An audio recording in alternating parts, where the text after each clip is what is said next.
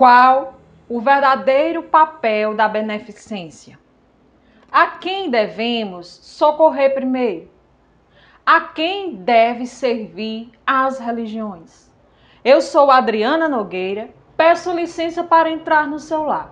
Hoje vamos conversar sobre a beneficência e as diferentes formas de professar a nossa fé.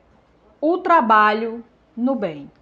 Somos chamados nesses novos tempos a olhar para dentro de si e a observar quem somos. Tarefa difícil, mas necessária para o nosso despertar espiritual. Aproveitemos o chamado feito por Jesus e agora pelos espíritos superiores, através da doutrina dos espíritos, e busquemos o bem em nossas ações sempre. Muitos são os que necessitam de ajuda, mas enquanto o orgulho e o egoísmo reinarem, poucos enxergarão os necessitados. Lembrem-se, o aprendizado começa por vocês e não espere primeiro que o outro mude, mas faça cada um a sua parte. Trabalhe para o seu crescimento espiritual e intelectual.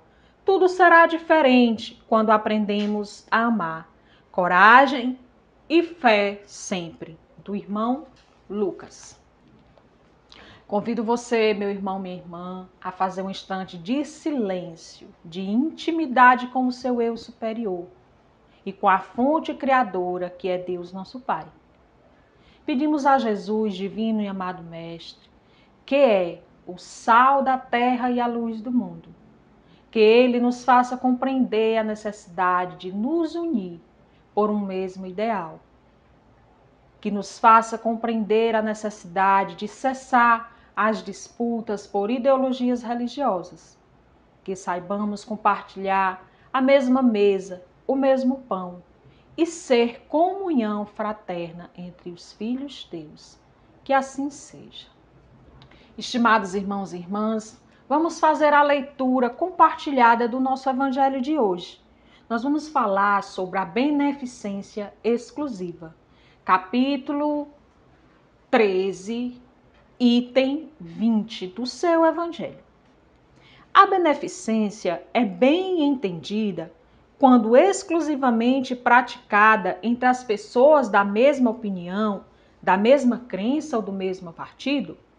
O evangelho nos faz uma pergunta e dentro desse contexto do evangelho, nós vamos nos responder a este questionamento.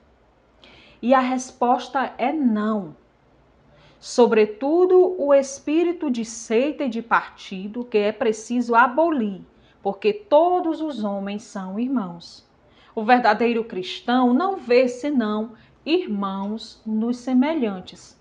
E antes de socorrer aquele que está em necessidade, não consulta sua crença nem sua opinião no que quer que seja. Seguiria ele o preceito de Jesus Cristo que diz: para amar mesmo os inimigos, se repelisse um infeliz por ter este uma outra fé que não a sua, um outro questionamento. Que o socorra, pois sem lhe pedir nenhuma conta de sua consciência, porque se é inimigo da religião, é o meio de fazer com que a ame, repelindo-o, faria que ele a odiasse. São Luís, Paris, 1860. O que se entende quando o texto fala sobre beneficência exclusiva? O que é beneficência exclusiva para você? Entendemos que a beneficência é a prática do bem e a beneficência exclusiva é o bem dentro dos círculos restritos, ou seja, entre grupos de pessoas que dividem a mesma opinião, a mesma crença, que pensam parecido, que dividem o mesmo território e etc. Essa ideia de exclusividade torna-se também excludente, à medida em que não enxergamos todos como irmãos, quando não formamos unidade, quando não vivemos em fraternidade. E a quem devemos socorrer primeiro?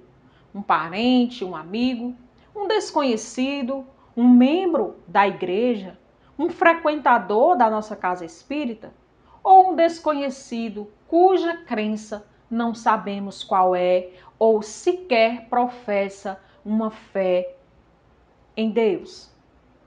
Certamente a ordem de socorro é aquela do momento.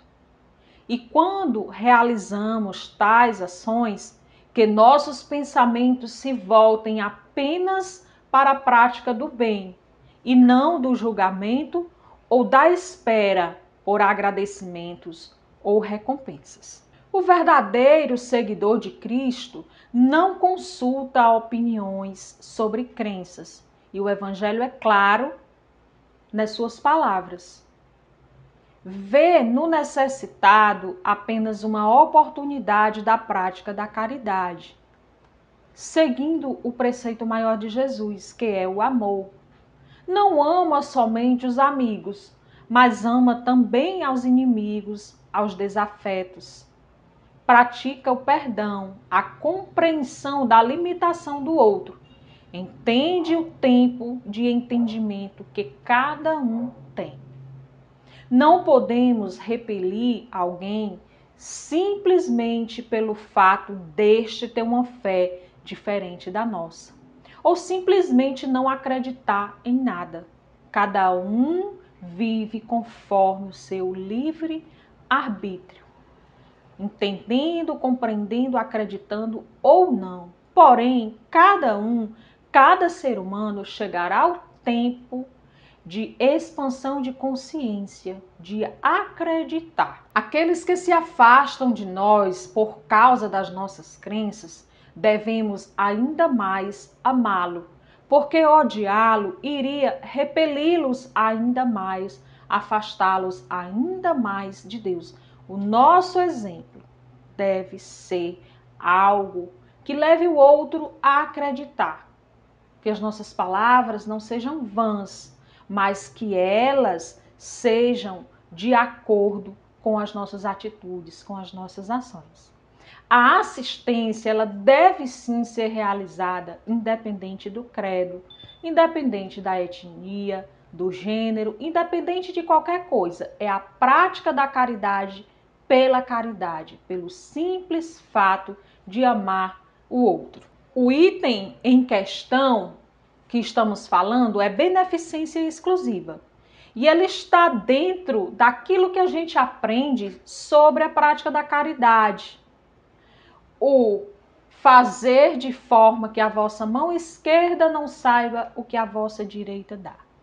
Esta é uma provocação proposital de Allan Kardec, a fim de que a gente compreenda que a atitude que devemos ter, que a atitude que devemos tomar, deve ser sempre pelo bem-estar do outro e não levando em consideração as diferenças.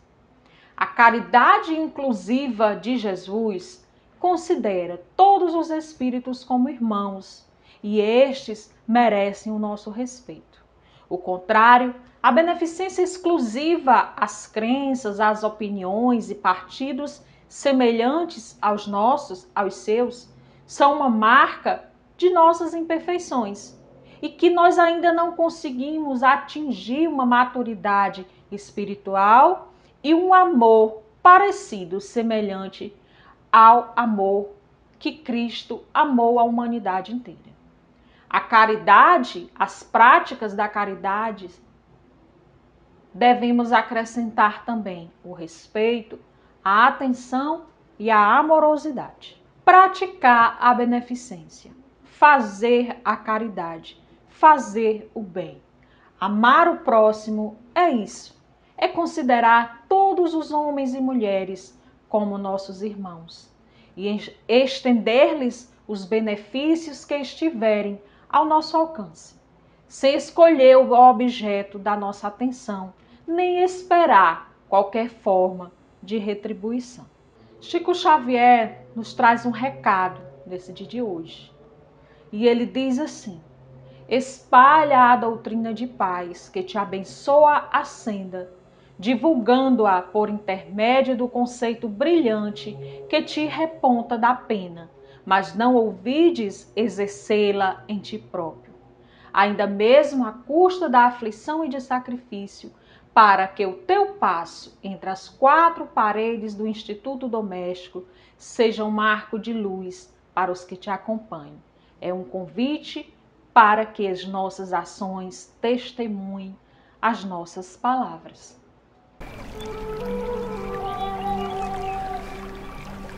Divino Mestre amado Jesus, que ilumina o nosso caminho de amor, de fé e de caridade cristã, que nos faz renovarmos a cada dia, que essa renovação do ser seja individual, para que a sociedade esteja contida junto com você. Iluminemos a todos que aqui estão, iluminemos aqueles que estão em casa, com a sua família, juntamente com todos os seus entes queridos, encarnados e desencarnados, que estão conosco sempre, sem nos esquecer. Estejamos sempre juntos, que o amor fraterno nos ilumine e que nos dê essa paz de luz, de amor e fé, de caridade cristã. Que Jesus nos abençoe, que assim seja. Estimados irmãos e irmãs, chegamos ao final do nosso encontro de hoje. Agradecemos a companhia de cada um de vocês. Pedimos que divulgue os ensinamentos da doutrina consoladora dos Espíritos através desse canal. Curta, compartilhe, se inscreva.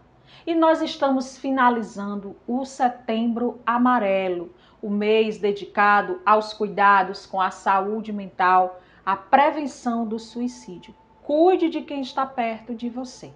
Desejo a cada um de vocês uma semana iluminada e abençoada. Fiquem todos com Deus e até o nosso próximo encontro. Amém.